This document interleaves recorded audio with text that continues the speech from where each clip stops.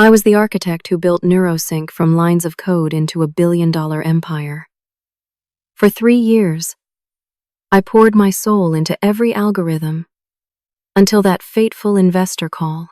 Audrey, the founder's daughter, glared at me as I prepared to reveal the financial discrepancies I had discovered. When I opened my presentation, she snapped, "Mute her!" to the meeting moderator. I simply held up a plain envelope, smiled, and closed my laptop. They never imagined I'd built a failsafe into the very code that made their millions. By sunrise, they'd learn exactly who they'd betrayed. People always told me I had a gift for seeing patterns others missed. It started in childhood with puzzles and eventually led to a Stanford computer science degree and a coveted position at Altera Tech. I spent 5 years there building a reputation as a problem solver, someone who could make impossible software challenges disappear. The work was stable but uninspiring, solving other people's problems rather than creating something revolutionary. Everything changed the day Jack Patterson walked into my life. He appeared at a tech conference where I was presenting a paper on neural interface algorithms. Tall, with salt and pepper hair and an infectious enthusiasm, Jack approached me afterward with an opportunity that would alter my entire career trajectory.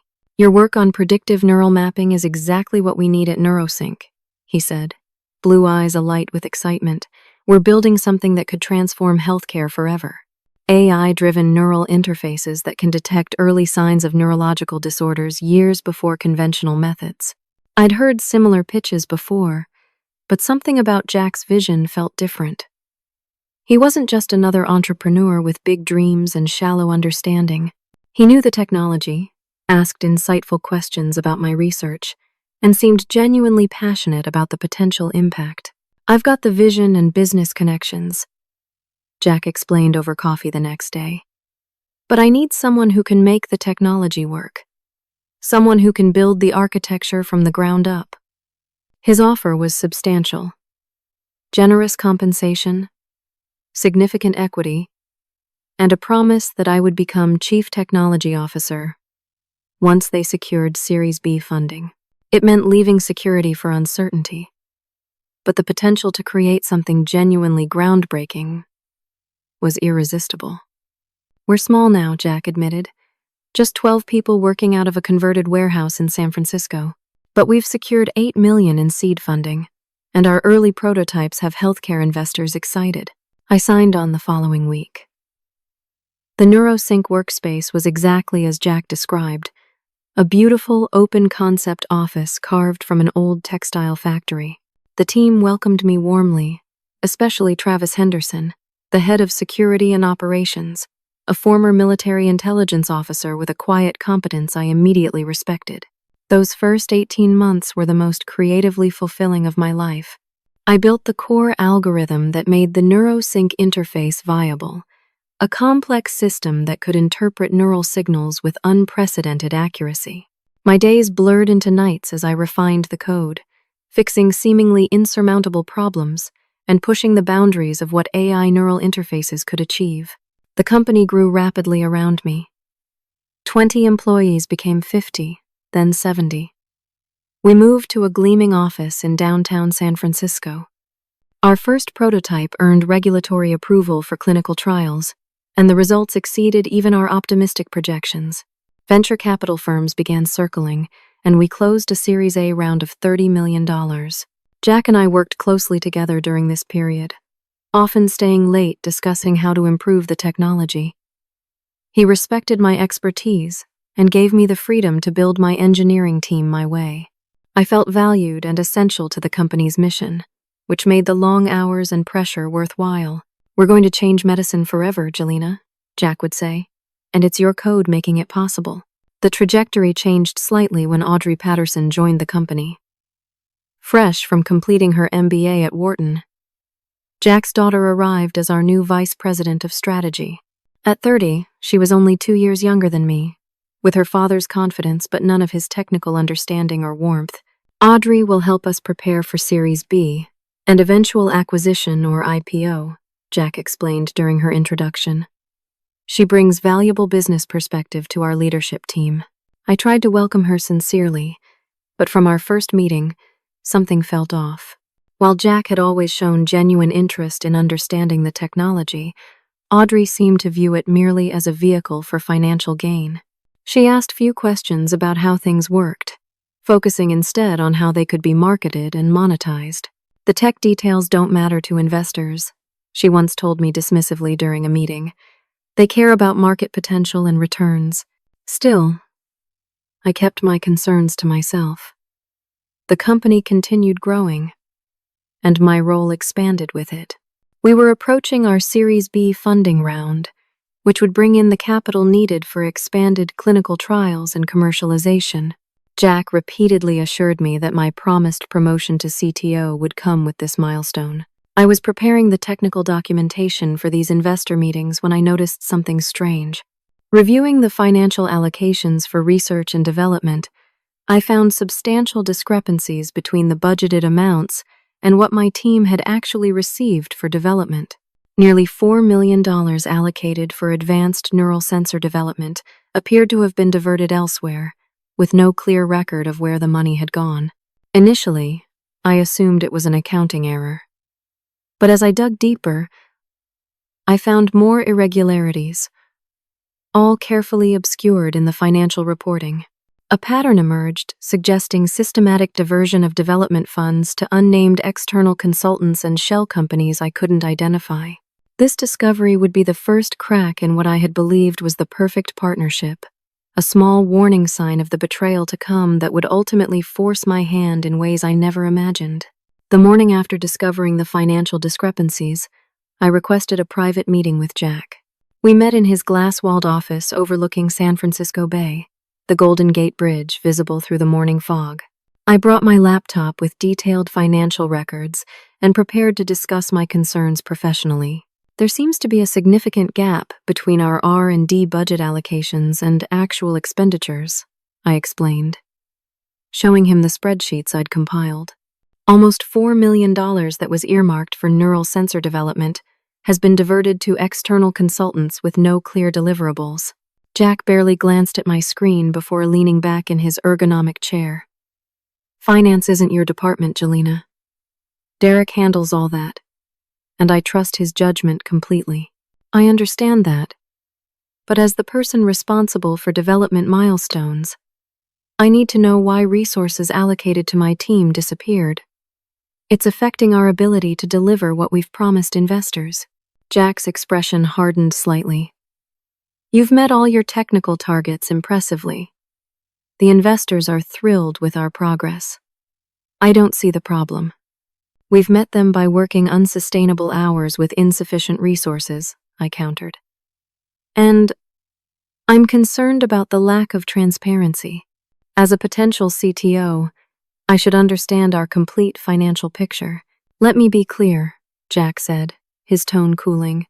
"You're our top technical talent, but corporate finance decisions happen at a level above your current position. Focus on the code, and let us handle the money." The conversation ended there, but his dismissal left me deeply unsettled. This wasn't just about territorial boundaries. Jack had essentially shut down legitimate questions about potentially serious financial irregularities.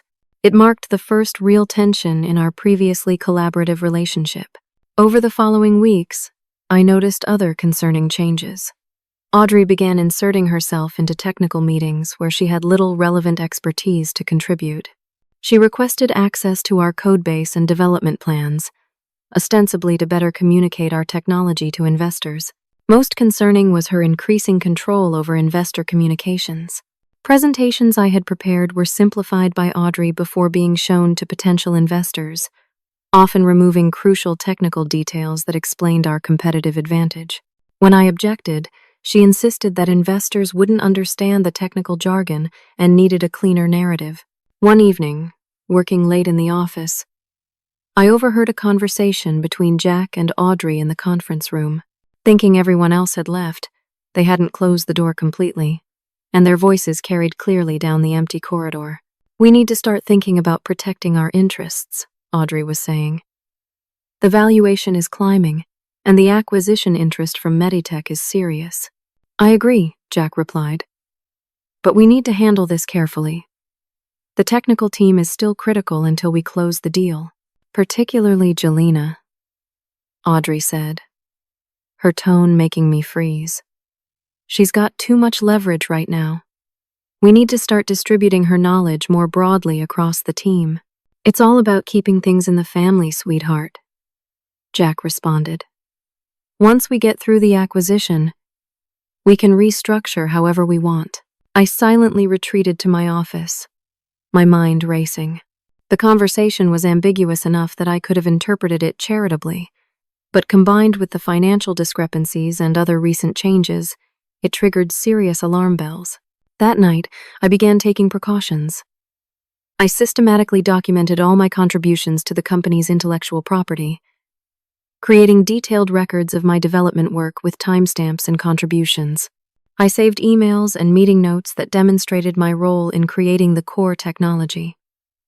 I also continued gathering evidence of the financial irregularities, downloading reports, and storing them securely. The next day, I sought out Travis, the security specialist who had become a friend during my time at NeuroSync. A former military intelligence officer with a straightforward manner, Travis was one of the few people I felt I could trust. We met for coffee at a small shop several blocks from the office. I need some advice, Travis, but this conversation needs to stay between us, I began after we found a quiet corner table. He studied my face carefully before nodding. I sense this isn't about where to find the best hiking trails anymore. I explained my concerns without directly accusing anyone, detailing the financial discrepancies and the overheard conversation. Travis listened intently, his expression giving nothing away. When I finished, he took a long sip of his coffee before responding.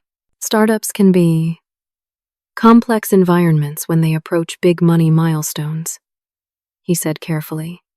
What you're describing could be standard pre-acquisition maneuvering, or it could be something more concerning.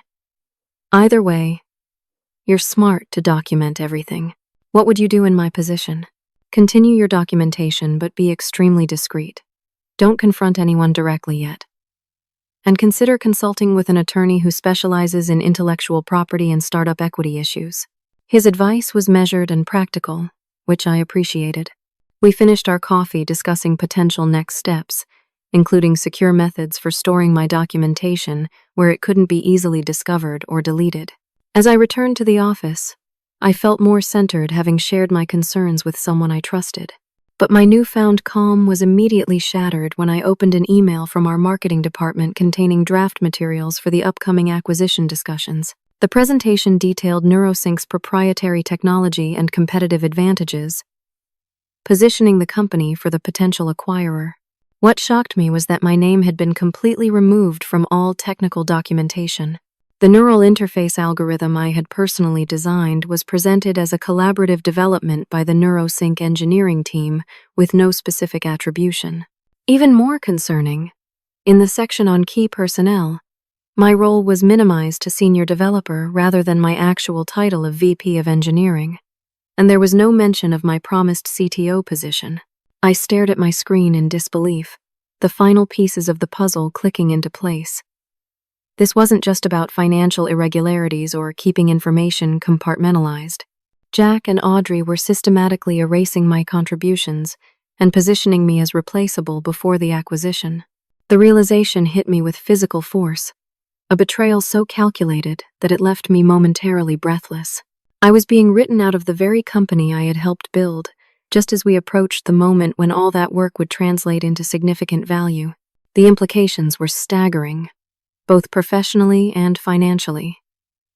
Without proper recognition of my role, my equity would be vulnerable, and my future at the acquired company uncertain. The technical documentation omissions weren't just an insult. They represented a potential theft of intellectual credit and the accompanying financial rewards that should have been mine. This discovery would force me to make difficult decisions about how to protect myself while not damaging the company I had poured 3 years of my life into building. The next morning, I requested another meeting with Jack, determined to address the documentation issues directly. We met in the same glass-walled office, but the atmosphere felt completely different from our previous conversations.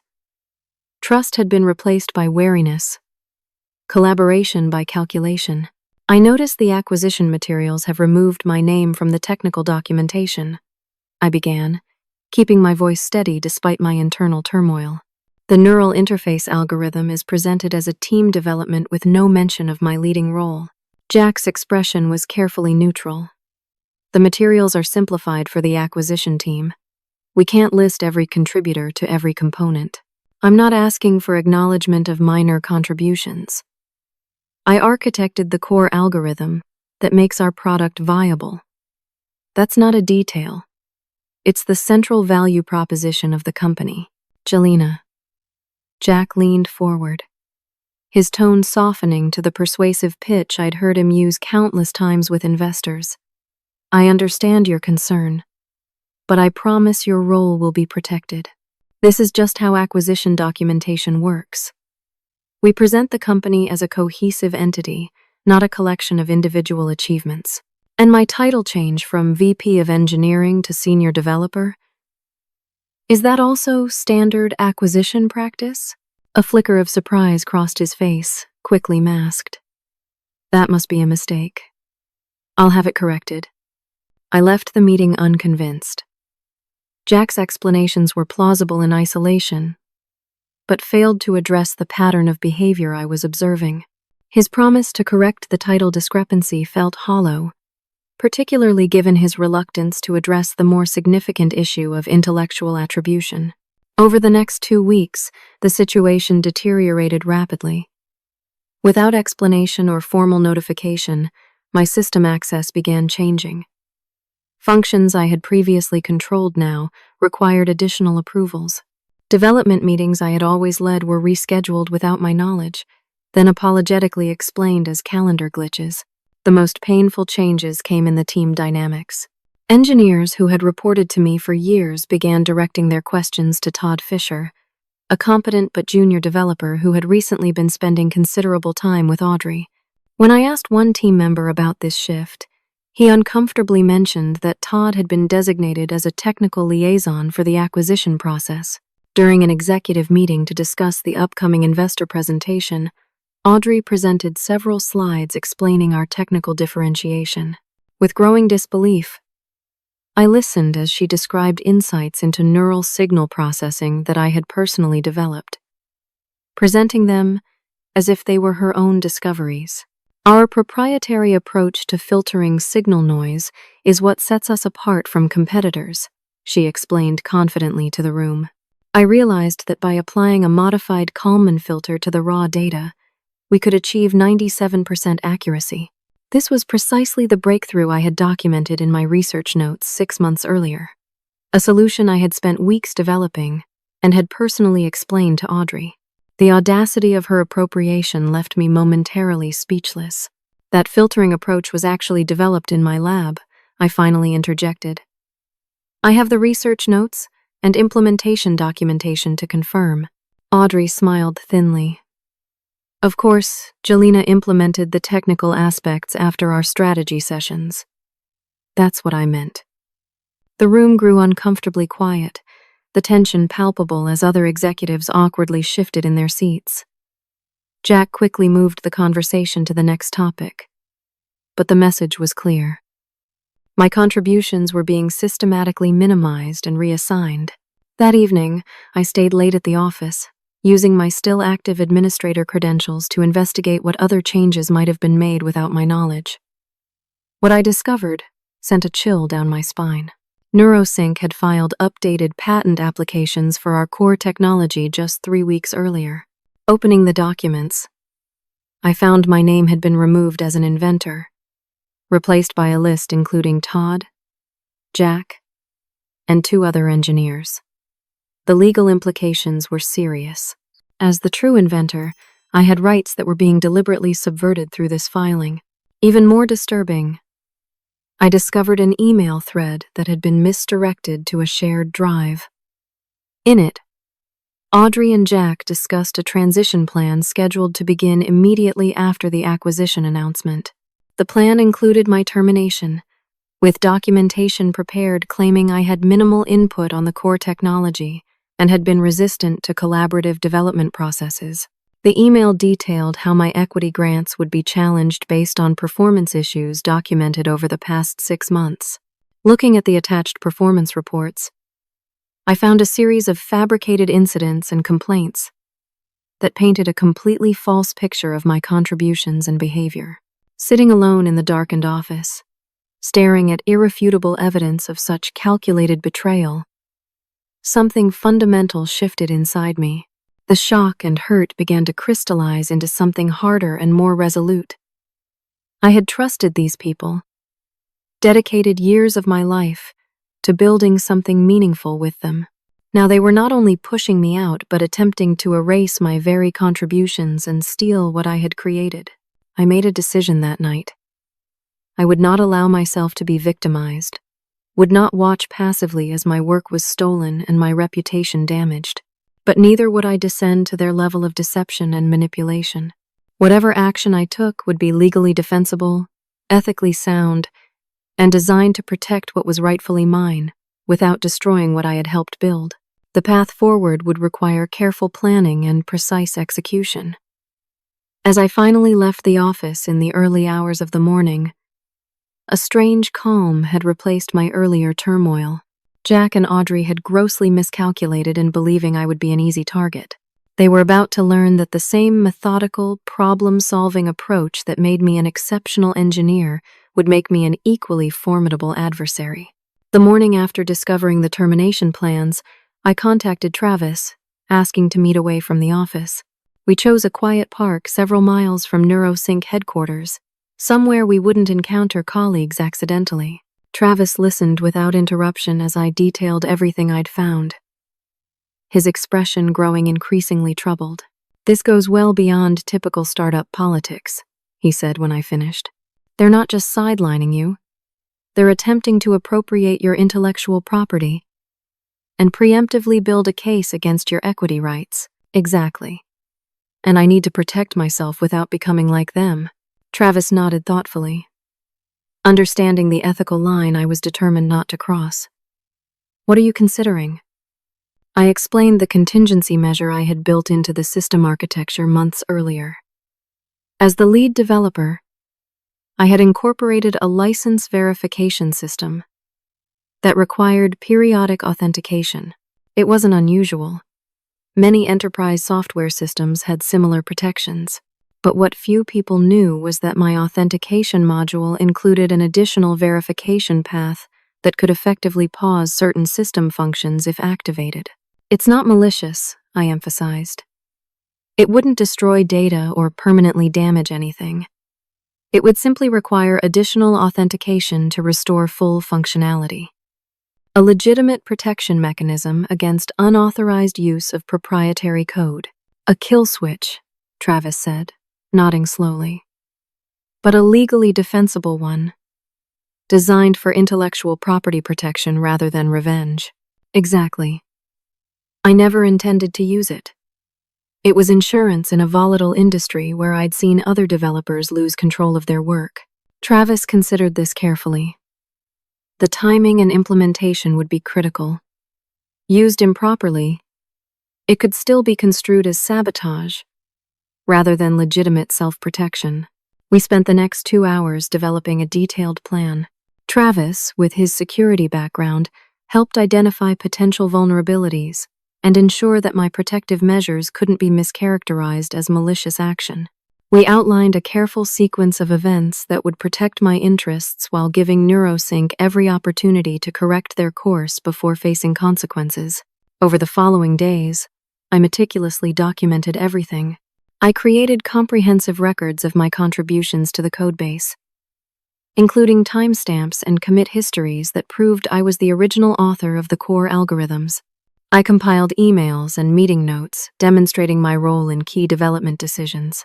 I backed up evidence of the financial irregularities I had discovered, showing a pattern of funds being diverted to entities connected to Jack and his family. Most importantly, I prepared a detailed package for the investors and acquisition team that revealed the truth about NeuroSync's technical development, the attempted appropriation of my intellectual property, and the financial mismanagement I had uncovered. This information was factual, substantiated by evidence, and presented without emotional language or accusations. I also consulted discreetly with Patricia Winters, an attorney specializing in intellectual property and startup equity disputes. After reviewing my situation, she confirmed my worst fears. What you're describing is unfortunately not uncommon in pre-acquisition scenarios, Patricia explained during our confidential meeting. Founders sometimes attempt to consolidate value by minimizing or eliminating key contributors before a liquidity event. Are the protective measures I'm considering legally defensible? I asked, outlining the authentication system I had built. She considered this carefully before responding. Based on what you've described, yes. You designed a legitimate license verification system as part of your role as the lead developer.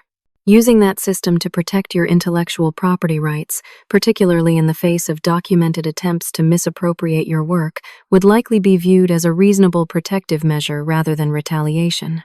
Patricia helped me draft formal communications asserting my rights as an inventor and equity holder, documents I could submit if necessary to protect my position. These would serve as a last resort if more collaborative approaches failed. With these preparations in place, I turned my attention to securing the evidence I had gathered. I created encrypted backups stored on multiple secure platforms, ensuring the documentation couldn't be easily deleted or altered. I provided copies of key documents to Patricia to hold in escrow, establishing an unalterable timeline of events. The night before the critical investor meeting, I stayed late at the office, finalizing my presentation materials. As I was preparing to leave around midnight, I noticed that my computer had been accessed while I was briefly away from my desk. Opening my file system, I discovered that several key documents related to my contributions had been deleted or altered. My pulse quickened at this blatant interference. But I remained calm. Thanks to my precautions, I had secure backups of everything. More importantly, this unauthorized access to my computer provided additional evidence of the pattern of behavior I was documenting. I quickly checked the security logs and found that the access had come from Todd's credentials, likely used at Audrey's direction.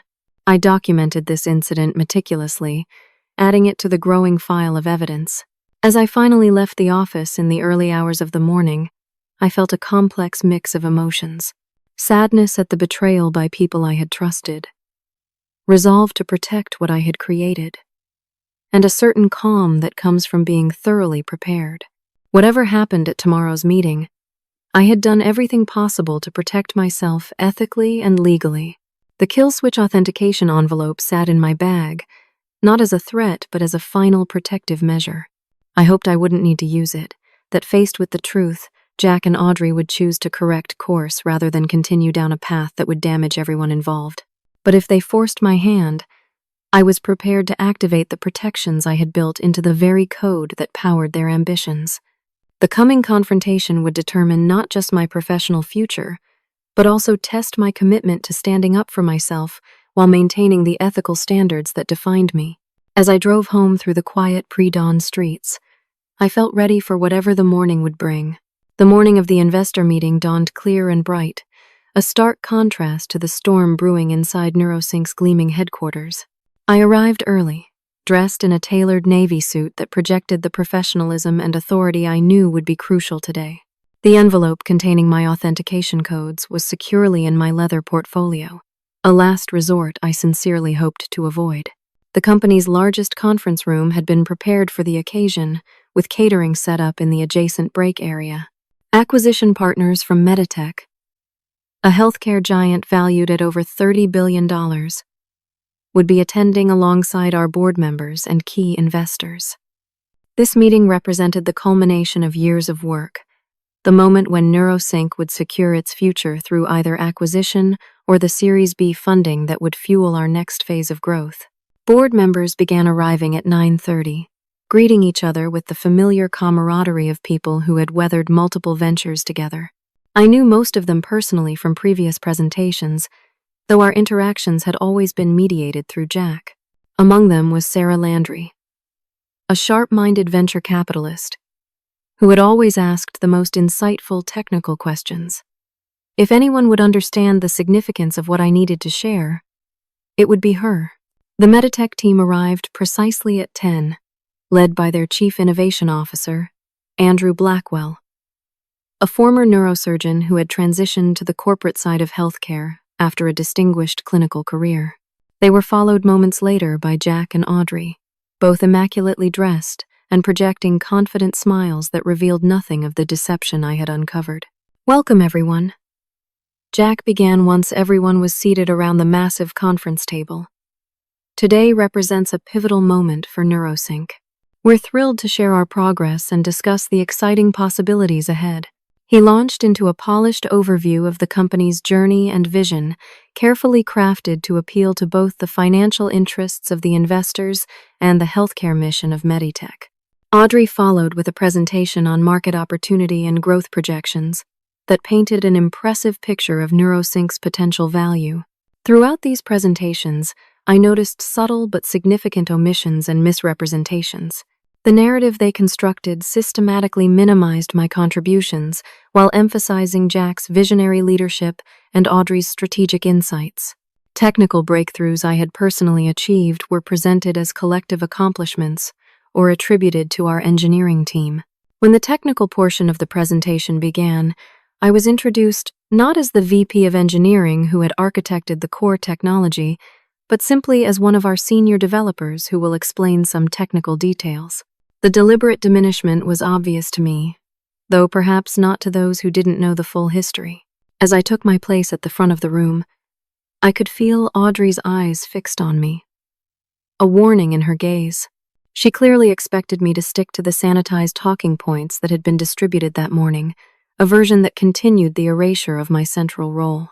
Instead, I opened my own presentation, one that accurately represented the technical architecture I had created and the breakthrough approaches that made NeuroSync's solution uniquely valuable.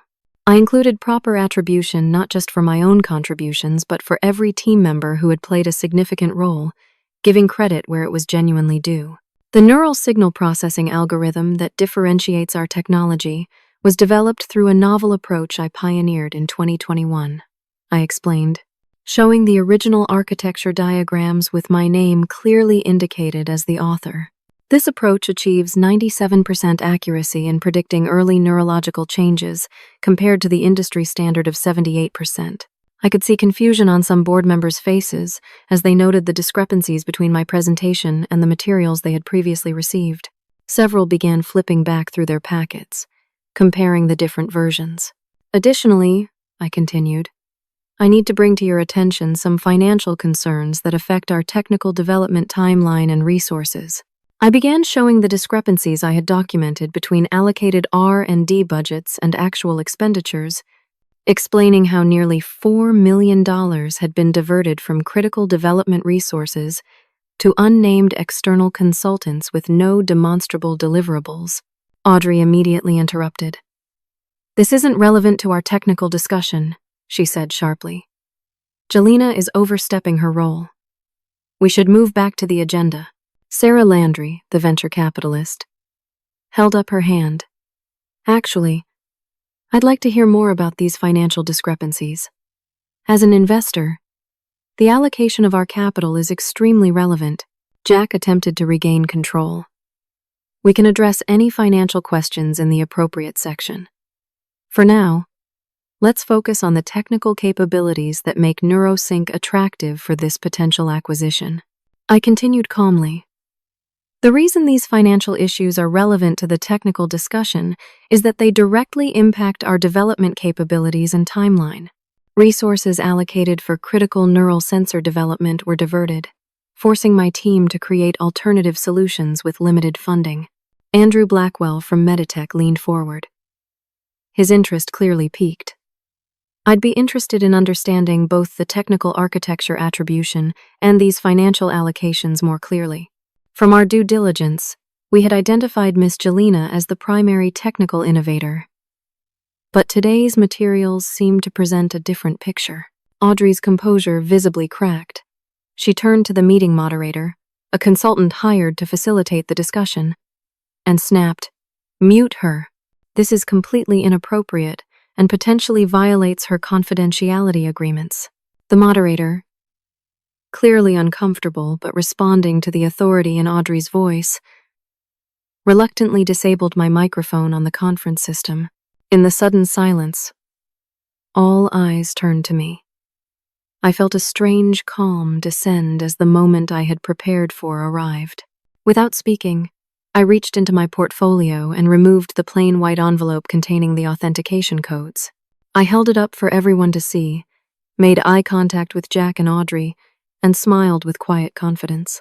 Then I closed my laptop, gathered my materials, and walked out of the conference room, leaving stunned silence behind me. As the door closed, I heard the confused murmurs begin, with Andrew Blackwell's voice rising above the others.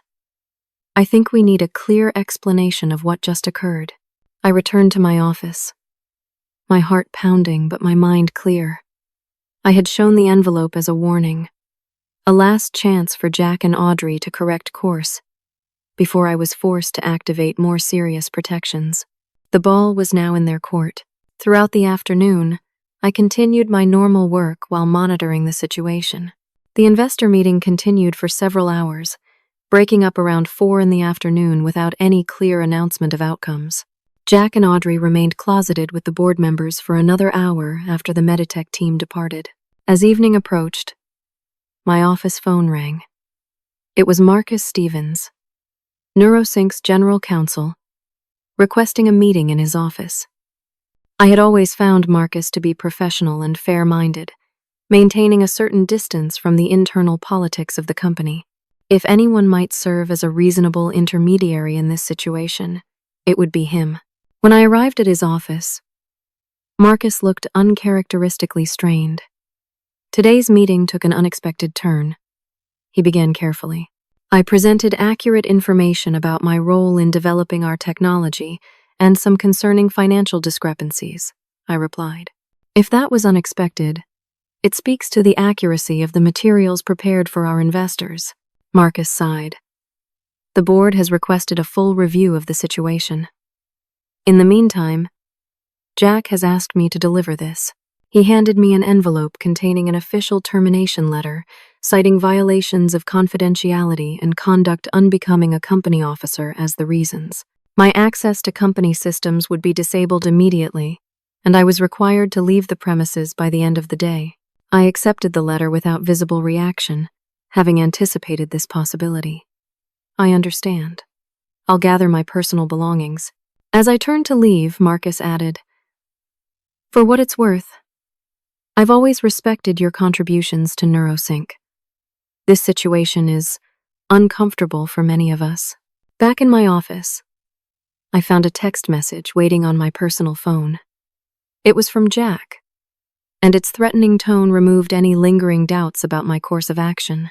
"You've made a serious mistake today. Any attempt to interfere with company operations or disclose confidential information will result in immediate legal action. Your equity agreements include clear provisions regarding competitive and disruptive behavior that will be enforced to their fullest extent." Reading this message, I knew the time for warnings had passed. Jack and Audrey had made their choice, doubling down on their attempted betrayal rather than correcting course.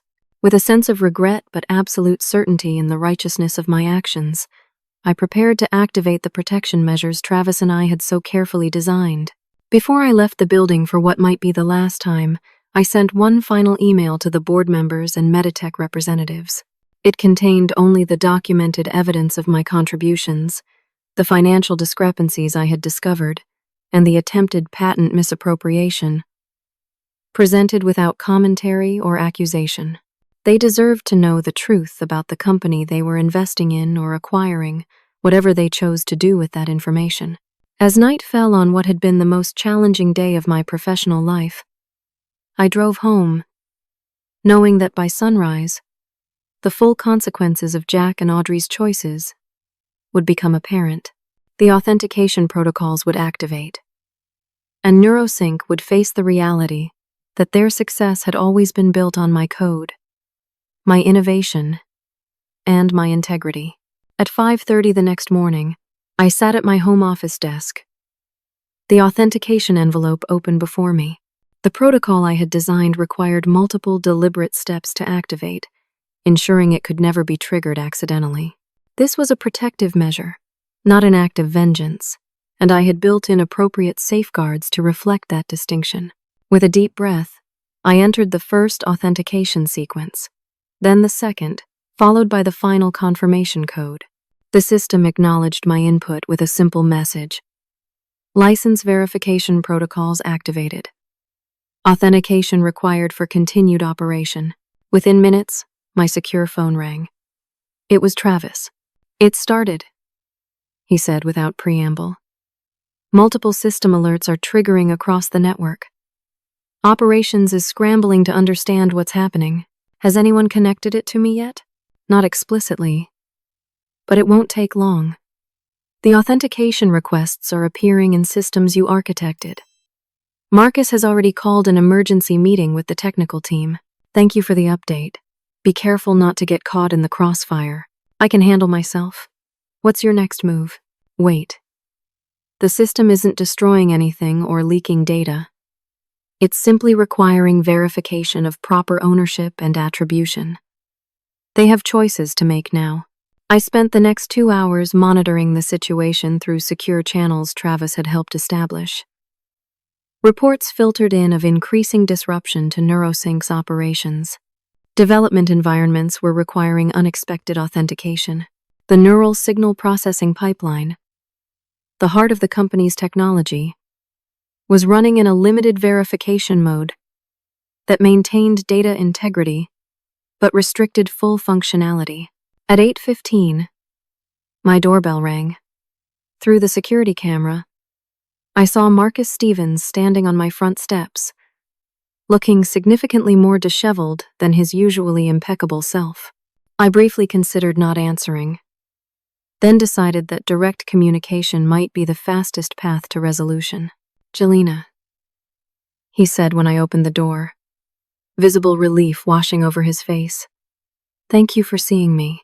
What can I do for you, Marcus? May I come in? This is a sensitive conversation." I led him to my living room, offering coffee, which he gratefully accepted.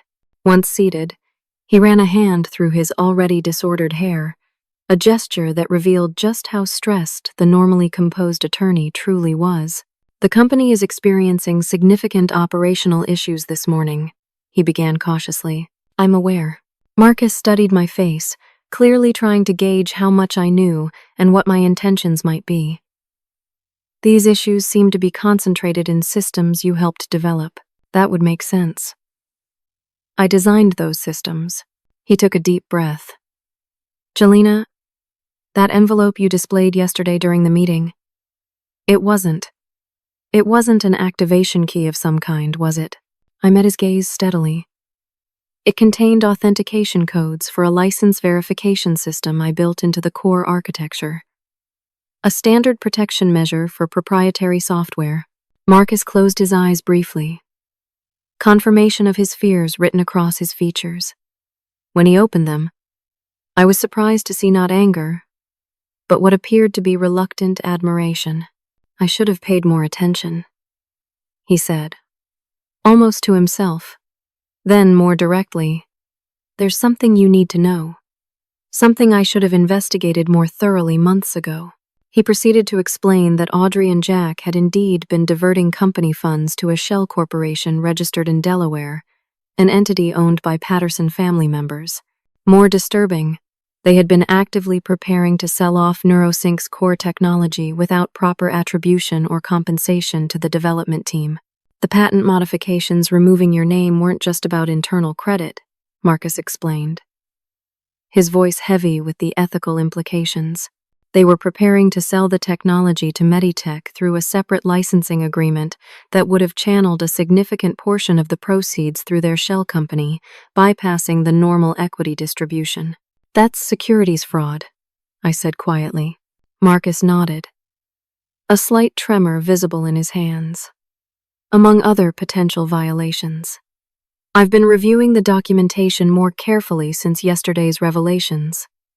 And the pattern is deeply concerning. Why are you telling me this? He met my gaze directly. Because I became a lawyer to uphold the law, not help circumvent it.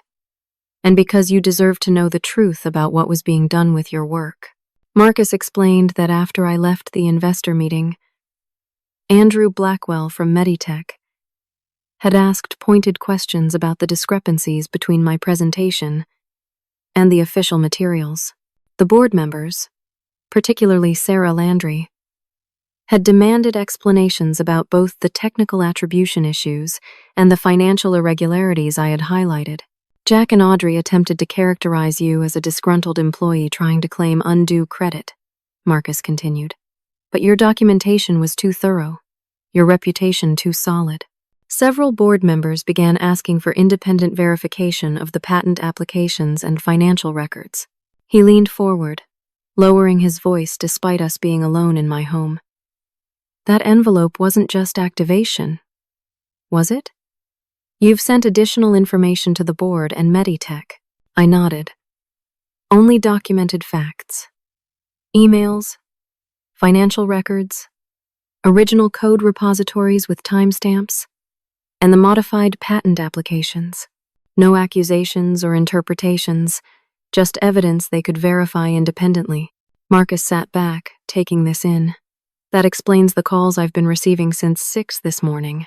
And now systems are requiring authentication, forcing everyone to confront the question of who actually built them, I added. Precisely. Marcus hesitated, then asked the question that was clearly weighing on him. What would it take to restore full system functionality, proper attribution and compensation for my work, a retraction of the falsified performance reports, and complete transparency with the board about the financial irregularities and attempted patent misappropriation? Nothing more? No punitive demands? This isn't about punishment, Marcus. It's about protection and truth. I don't want to damage the company I helped build or hurt the innocent team members who depend on its success. I just want what's rightfully mine and honest dealings going forward. Relief washed over his features. That's more reasonable than many would be in your position. Reasonable has always been my approach. It's why this situation is so unnecessary. Had Jack and Audrey simply honored our original agreement, everyone would have benefited from NeuroSync's success. Marcus nodded slowly. I need to convey this to the board immediately. They've called an emergency meeting for 10:30 this morning. As he rose to leave, he paused, seeming to struggle with something. There's one more thing you should know. After receiving your documentation last night, Sarah Landry hired an independent forensic accountant to review the financial records. They've already identified suspicious transfers totaling nearly $7 million. The amount was larger than even I had discovered, suggesting the problem was more extensive than I'd realized. Thank you for telling me. The board needs to know what it will take to resolve the authentication issues. May I tell them you're open to discussion, provided your conditions are met? Yes. I've never wanted anything but fair recognition and treatment. As Marcus left, I felt a complex mix of emotions. Vindication that my concerns had been validated, sadness at the extent of the betrayal, and a certain solemnity about the serious consequences Jack and Audrey now faced. Within the hour, I received an official email from Sarah Landry requesting my presence at the emergency board meeting. The tone was respectful, acknowledging my role as VP of Engineering and Technical Architect of NeuroSync's core technology. A stark contrast to yesterday's diminishment. As I prepared to attend this meeting that would determine the future of the company I had helped build, I felt no triumph or glee at having been proven right. Only a quiet certainty that standing up for oneself, when done with integrity and evidence, was sometimes the most necessary form of self-respect. The NeuroSync boardroom felt transformed as I entered for the emergency meeting. Gone was the polished corporate performance of the previous day, replaced by a sober atmosphere of scrutiny and reassessment. Board members sat with expressions ranging from concern to outright anger. Jack and Audrey were present but separated, no longer a united front. with Audrey repeatedly checking her phone while Jack stared fixedly at the table. Sarah Landry rose as I entered, extending her hand in a gesture that immediately reset the power dynamics in the room. "Jelena, thank you for joining us on such short notice. We have much to discuss." The meeting began with a detailed review of the evidence I had provided. The independent forensic accountant, Sarah, had presented preliminary findings confirming systematic diversion of company funds to entities connected to the Patterson family. Andrew Blackwell from Meditech joined via video conference, his presence indicating the acquisition discussions hadn't been completely derailed despite yesterday's revelations. "Let me be direct," Sarah said once the initial presentations concluded. "We're facing serious concerns about financial management and intellectual property attribution at NeuroSync. Before addressing those issues, however, we need to resolve the immediate operational challenges." All eyes turned to me. "The authentication protocols currently affecting company systems are a standard license verification mechanism," I explained calmly. "They were designed as a legitimate protection against unauthorized use or misappropriation of proprietary code. And you triggered these protocols after your termination," Jack interjected, attempting to frame my actions as retaliatory. "I activated a protection measure after receiving documented threats regarding my equity rights and discovering attempts to remove my attribution from patents I invented," I corrected. "The timing was necessitated by your actions, not my preferences." Marcus Stevens nodded almost imperceptibly, confirming the legal distinction I was making. "What would it take to restore full system functionality?" Sarah asked, cutting through the tension. I outlined my conditions clearly. Proper recognition of my contributions to the company's intellectual property, retraction of the falsified performance reports, reinstatement of my position, and complete transparency with the board regarding the financial irregularities. "I have no interest in damaging NeuroSync," I concluded. "I helped build this company and believe in its potential to improve healthcare outcomes. My only goal is to ensure fair treatment and honest dealings." Sarah turned to Jack and Audrey. "Would you care to respond to Jelena's conditions?" Jack began a careful denial, claiming misunderstandings and exaggerated concerns, but was quickly interrupted by Sarah. "Before you continue, you should know that we verified the authentication dates on the original code repositories. They confirm Jelena's role as the primary architect of the core technology. We've also received concerning documentation regarding the recent patent modifications that removed her name as an inventor." Audrey attempted to interject, but Sarah held up her hand. "Additionally, the forensic accountant has identified $7.3 million transferred to Helios Consulting LLC, an entity we've confirmed is owned by your brother-in-law, with no corresponding deliverables or services rendered." The room fell silent as the full implications settled over everyone present. Jack's expression hardened into resignation, while Audrey continued to project defiance, despite the damning evidence. Andrew Blackwell spoke from the video screen. "Meditech remains interested in NeuroSync's technology, which we continue to believe has transformative potential for neurological care. However, we cannot proceed under the current circumstances. We require clear resolution of both the intellectual property attribution and the financial governance issues before continuing discussions." Sarah nodded in acknowledgement before addressing the full board. "I believe we need to make immediate leadership changes to stabilize the company and address these serious concerns."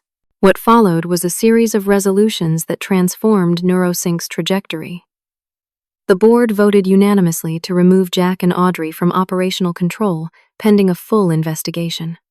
They appointed Marcus Stevens as interim CEO to manage the transition and tasked him with implementing proper financial controls immediately. Most significantly for me, the board formally recognized my role as the primary technical innovator behind NeuroSync's core technology and voted to reinstate me as VP of Engineering with the CTO title I had originally been promised. They also established a special committee to review equity distributions and ensure proper compensation for my contributions. "Jelena," Sarah addressed me directly, Would you be willing to help transition the company through this challenging period? We need your technical expertise to maintain operations and prepare for the future, whether that involves acquisition by Meditech or continuing as an independent entity with proper governance. Yes, I answered without hesitation. I remain committed to the technology and its potential to help patients. With proper recognition and honest leadership, I'm ready to continue building what we started. The meeting concluded with a clear path forward.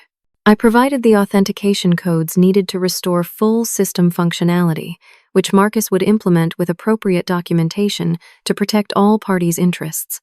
A press release would be prepared, acknowledging my role in developing the company's technology and announcing the leadership transition in terms that wouldn't unnecessarily damage investor confidence. As people began gathering their materials and leaving, Audrey approached me, her composure finally cracking. "You won't get away with this," she hissed, quiet enough that only I could hear. "You have no idea who you're dealing with." I met her gaze calmly. "Actually, I do. I'm dealing with someone who thought technical contributions could be erased with a few document edits. Who believed that the person who built the system wouldn't have also built in protections? That was your fundamental miscalculation." She turned away without response, following Jack, who had already exited without attempting to speak to me. Andrew Blackwell requested a private conversation before disconnecting from the video conference. When we were alone in a smaller meeting room, he expressed personal admiration for both my technical accomplishments and the professional way I had handled the situation. "Meditech values integrity as much as innovation," he explained. "What we've witnessed actually increases our confidence in the technical foundation you've built, assuming the governance issues can be properly resolved." Over the following weeks, NeuroSync underwent a transformation. Marcus proved to be an ethical and competent interim leader, implementing proper financial controls and transparency measures. The special committee completed their equity review, resulting in a significant adjustment to my ownership stake to reflect my true contributions. The technical team, which had been uncomfortably caught in the middle of the leadership conflict, rallied around my reinstatement. Many expressed relief that the attribution issues had been corrected and that their own contributions would now be properly recognized. 3 months after the confrontation, Meditech completed their acquisition of NeuroSync under completely restructured terms. The deal properly valued the company's technology and ensured equitable distribution of the proceeds based on actual contributions rather than family connections. As part of the acquisition, I was offered the role of Chief Technology Officer for Meditech's Neural Systems Division, with responsibility for integrating and expanding the technology I had created. The role came with significantly expanded resources and the opportunity to see my work reach patients on a global scale. In my first act as CTO, I implemented a company-wide policy ensuring that all technical contributors received proper attribution for their innovations. We established clear documentation requirements and transparent review processes for patents and technical publications, creating a culture where intellectual honesty was as valued as technical brilliance. Looking back on the entire experience a year later, I recognized that the crisis had ultimately led to a better outcome than might otherwise have occurred. The technology reached more patients more quickly through Meditech's established distribution channels. The development team received fair compensation for their contributions, and I found myself in a role where I could ensure that innovation was properly attributed and rewarded. The most valuable lesson wasn't about technology or business strategy, but about the importance of protecting your work while maintaining your integrity. My kill switch wasn't designed to destroy but to protect, to ensure proper recognition rather than extract revenge. That ethical distinction made all the difference, allowing me to stand firm in my convictions while taking the high road.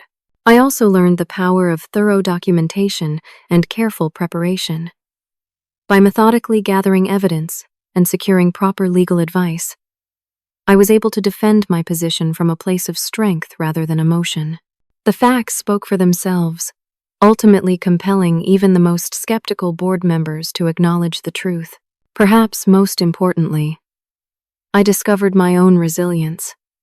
Facing betrayal by people I had trusted was painful, But it didn't break me or turn me bitter. Instead, it clarified my values and strengthened my determination to create an environment where such betrayal wouldn't happen to others under my leadership. Today, as I lead a team developing the next generation of neural interfaces, I make sure every contributor knows their work is valued and will be properly recognized. We've created a collaborative culture based on mutual respect and shared credit, proving that innovation thrives best in an environment of trust and fair recognition. Have you ever had to stand up for yourself when others tried to take credit for your work? I'd love to hear how you handled it in the comments below. And if you found my story helpful, please like this video. Subscribe to the channel for more stories of workplace triumph, and share with anyone who might benefit from these lessons. Thank you for joining me on this journey, and remember that protecting your work is not just about self-interest, but about maintaining the integrity of innovation itself. Until next time, believe in your worth and stand firm in your truth.